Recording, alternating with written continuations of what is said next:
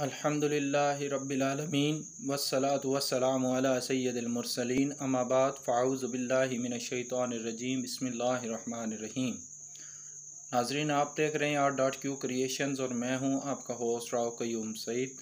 आज का हमारा टॉपिक ऑफ डिस्कशन है फ़ज़ाइल सूरह रहमान। सूरह रहमान हुस्न इबारत और हुस्न तर्ज के लिहाज से कुरान पाक की ज़ीनत है। इस सूरत की तिलावत में ऐसा असर है कि सुनने वाले पर बेहद खामोशी और रिक्कत तारी होती है, क्योंकि तफसीर इब्न कसीर में लिखा है कि यह सूरत अपने हुस्न इबारत और उम्दा तर्ज अदायगी में दुल्हन की तरह आरास्ता व पैरास्ता और मुज़य्यन है।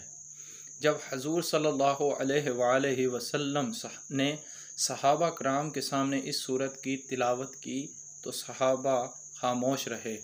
इस पर रसूलुल्लाह सल्लल्लाहु अलैहि वसल्लम ने फरमाया, तुमसे अच्छे तो जिन थे जब भी मैं इनके सामने फ़बिअय्यि आलाइ रब्बिकुमा तुकज़्ज़िबान पढ़ता तो वो कहते तेरी किसी नेमत की हम नाशुक्री नहीं करते। यह सूरत हर किस्म की हाजत रवाई के लिए बहुत अक्सीर है। हाजत के लिए इस सूरत को 11 रोज़ तक रोज़ाना 11 मरतबा पढ़े, इंशाअल्लाह ताला हाजत पूरी होगी।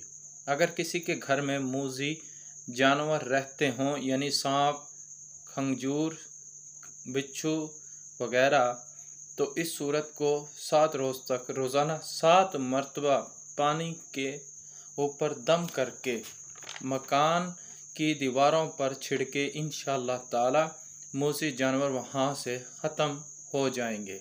तो नाज़रीन, ये थी आज की हमारी वीडियो। उम्मीद है आपको पसंद आई होगी।